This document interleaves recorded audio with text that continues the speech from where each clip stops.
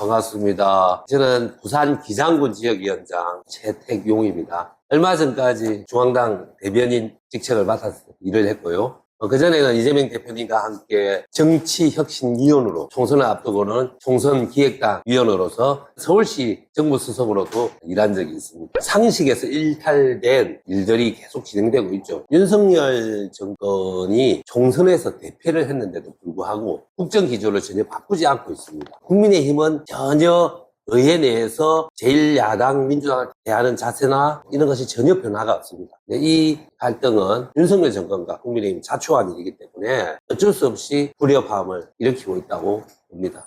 당대표를 인하한다는 건 엄청난 체력적 소모, 정신적 소모, 스트레스를 수반합니다. 국회의원 한 4년 하는 것보다 당대표 인하는 게 한 10배는 더 힘들 것 같다고 생각합니다. 그래서 이재명 대표도 일반적인 상황이라면 또 인연을 하실 생각 안 하실 거예요. 연입을 결정할 수밖에 없게 된 이유는 윤석열 정권이 정상적인 정권이 아니기 때문에 그렇습니다. 윤석열 정권은 지금 야당 대표를 2년 동안 압수수색 350회를 비롯해서 탄압하고 있고 더불어민주당이 비상하게 단계라고 투쟁해야 될 필요성이 있습니다. 지금 그런 구심점 역할을 현실적으로 수행할 수 있는 사람은 우리 당의 이재명 대표 한 분뿐입니다. 독배를 마시는 심정으로 본인이 연임을 결심했고 이재명 대표 외에 그런 역할을 할 수 있는 분이 있다면 그런 분에게 맡기고 본인은 차분하게 집권 준비를 하는 게 더 맞았다고 생각합니다. 근데 이재명 대표도 이런 현실을 고려해서 불과 한 몇 개월 전까지만 해도 연임을 생각하지 않으시다가 최근에 결심하고 출마하게 된 거라고 알고 있습니다. 중요한 거는 저는 단 한 번도 최태경이 친명이다 이런 말을 공개적으로 한 적은 없고요. 단지 제가 강조하는 것은 제가 이재명 대표 체제에서 이러저러한 일을 했다. 이재명 대표가 윤석열 검사 독재의 탄압을 받고 맨 앞에서 같이 싸웠다. 이는 제가 한 일을 중심으로 이야기했지 친명이다 비명이다 저를 그런 정체성을 가지고 설명한 적은 한 번도 없습니다. 저는 앞으로도 제가 친명이다 이렇게 말할 생각은 없고 이재명 대표와 함께 이러한 일을 했다. 이런 성과를 내었다. 이런 이야기 위주로 할 생각입니다. 사실 중앙당 당직을 가지고 있다고 해서 시도당에 영향을 미칠 수 있고 그런 건 아니잖아요. 그죠? 지금 우리 당헌 당규를 해석한 데가 사퇴해야 된다고 이렇게 해석이 나와서 사퇴했고요. 우리 송작가 TV에 있는 우리 당원분들한테 꼭 말씀드리고 싶은 거는 정치인으로서 중앙당 대변인은 너무 정치인으로 자기가 성장하고 대중에게 자기를 알리고 방송에 나갈 수 있는 아주 좋은 기회입니다. 하지만 지금 우리 민주당이 앞으로 2년 뒤에 지방선거가 있고 다음 대선 언제일지 예상할 수 없는데 부산민주당이 다음 지방선거에 승리하고 부산시장을 배출하고 다음 대선에서 승리하게 만들기 위해서는 부산시당이 외풍에 흔들리지 않고 부산시당을 이끌 만한 정무적, 당무, 기획 이런 것을 종합적 능력을 가진 사람이 당연직을 맡아야 되는 상황이라고 판단했고 예람되지만 제가 그 일을 할 수 있는 책임자가 아닌가. 주변에 우리 동료 지역위원장님 여러분들도 그렇게 의견을 모아주셔서 제 정치적 근거지인 부산에서의 지방선거 승리, 대선 승리를 위해서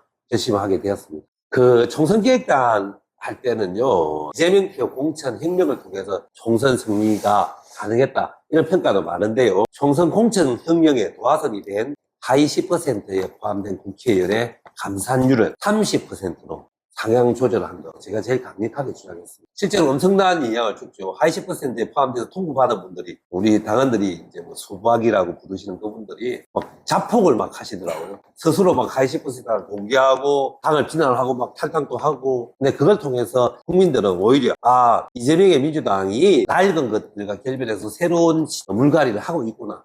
큰 신호탄이 되어서 오히려 언론에서는 친명공천이라고 비난했지만 우리 국민들은 그것이 물갈이 공천, 변화의 공천, 혁신 공천이라고 받아들이면 됐던 것 같아요.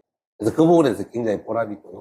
얼마 전에 어떤 분이 그런 이야기를 하시더라고요. 부산시당 유튜브가 하시나 참 이런 것이 탁상 공론이구나. 총선에서 제일 중요한 유튜브는요. 후보자 18명 유튜브. 물론 활성을 해서 나쁠 건 없지만 후보들 유튜브가 활성화되기 중요합니다. 그래서 이제는 총선이 끝났기 때문에 시당 유튜브를 활성화시키기 위해서 이제는 노력하면 됩니다. 근데 마치 그 시당 유튜브가 지금 활성화 안 되기에 무슨 총선 결과에 나쁜 영향을 줬다든가 이렇게 현실을 모르면 이런 엉뚱한 소리를 할 수 있구나. 우리 부산시당의 능력이 한계가 있기 때문에 그 일까지 잘했으면 좋았겠지만 그 일에 그런 부족한 점이 이전 시당에 있었기 때문에 저는 그런 것을 메워나가려고 하고요. 그 중에서 제일 대표적인 게 이런 겁니다. 당원들의 의견을 상시적으로 청취할 수 있는 온라인 투표 시스템, 당원들이 정책 제안을 수시로 받을 수 있는 시스템, 그 정당이 더 다이내믹하게 활성화되기 위해서는 꼭 필요합니다. 그것을 한 1년 안에 차분하게 당원 중심 정당, 당원 주권 정당의 기반을 마련하고 그 힘으로 지방선거를 이겨낼 생각입니다. 그래서 저는 시당위원장이 당선되면 우리 당내에 훌륭한 분들도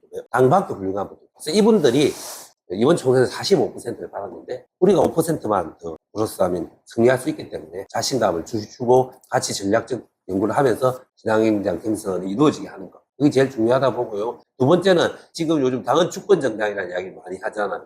당헌 주권 정당은 단지 그것이 민주주의 원리에 입각해서 맞기 때문에 하는 것만은 아닙니다. 당헌이 지역위원장이나 지방의원 못지않게 자기가 이 당에서 중요한 역할도 하고 자기 주권이 구현된다는 걸 느낄 때 더 열심히 활동할 거라고 봅니다. 우리 당을 위해서도 열심히 활동하고 선거 때도 더 열심히 뛸 거라고 생각합니다. 그분들 힘을 빌려서 우리 정당의 지지율이 더 높아지고 선거 때 승리할 수 있는 이런 목표 때문에 당헌 주권 정당으로 우리 부산시당을 꼭 만들고 싶습니다. 예, 저는 그런 생각입니다. 시당위원장 직책을 당원들이 그 집을 맡겼는데 중도에 사퇴하고 시장 후보에 도전하는 것은 2년 임기인 것을 알고 뽑아준 당원에 대한 도리도 아니라고 생각하고요. 저는 사실 민주당 정치인이 된 게 2002년에 노무현 대통령 당선시키기 위해서 유시민 작가와 함께 그래서 이제 열린우리당 시절에 당헌 중심 정당이 어느 정도 구현됐었는데 시대가 그것을 받기에는 현실이 따라오지 못했던지 그게 굉장히 오랫동안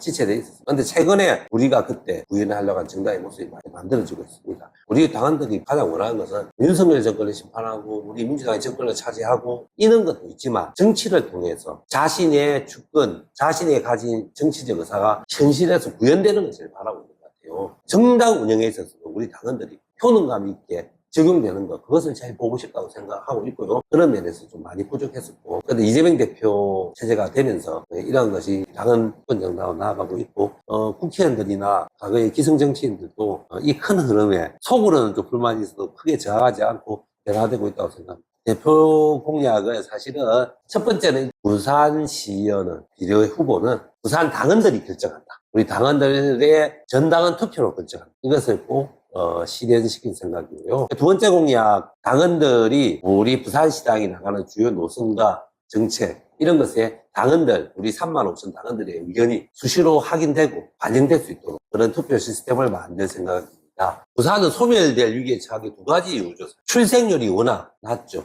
또 추가적인 문제가 출생한 젊은이조차도 20대 이상의 성인이 되면 부산을 다 떠나고 있습니다. 이 문제는 두 가지가 가장 중요한 것 같아요. 일단 출생률을 높이는 거죠. 여기에 대한 대책을 이거 하나 하면 해결된다 이렇게 말하는 사람은 사기꾼입니다. 젊은 부부가 출생을 했을 때 복지 지원, 세금 혜택 그런 단기적인 지원으로 출생률을 끌어올 수 없다는 게 대부분의 복지 전문가들의 얘기입니다. 왜냐하면 그 사회 자체가 급차가 너무 많고 인간이 기본 삶을 누릴 수 있는 복지의 기본 시스템이 되어 있지 않는다면 여전히 단기적인 지원이 있다고 해도 젊은 부부들은 출생을 하지 않을 거라고 보는 것이 객관적인 평가이기 때문에 부산에서 양질의 일자리를 보장할 수 있는 그런 기업 유치 그런 것이 분명히 필요하고요.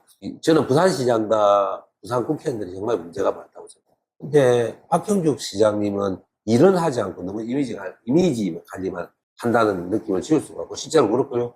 부산 원자력 발전소 외에는 특별한 기간 산업도 없는데 관광산업에 대해서 이렇게 무기력하게 부산시가 대처하는 거는 특히 아이디어도 없고 의욕도 없고 그런 점에서 경쟁 없이 독점해온 부산시장 선거 2022년 대선 때 재미있었던 게요. 울산하고 경남은 그 이전 대선 민주당 대선 후보 때보다 지지율이 조금 올랐어요. 근데 부산만 떨어졌어요. 우리가 민주당이 이제는 부산 시민한테 실망시켜드리지 않고 희망을 보이는 모습을 진짜 보여줘야 됩니다. 이제 정말 새로운 모습으로 심기일전해서 2026년 지방선거를 맞이해야 되고 부산시장 자체가 과거와 다른 역동적인 당헌 주권 정당으로 변화돼야 된다. 저는 그렇게 생각합니다. 예전엔 종종 나왔는데 이번에 좀 오래간만에 나오는 것 같습니다. 이번에 부산시당위원장 선거에서 꼭 당선되어서 영남에서 가장 노무현 정신을 구현시키려고 하는 사람이 많이 존재하고 가장 치열한 전장인데 이곳 부산에서 민주당이 승리하는 그런 모습을 송작가 TV 당원 여러분들에게 꼭 보여드리고 싶습니다. 더운 여름 날씨 건강하시고 감사합니다.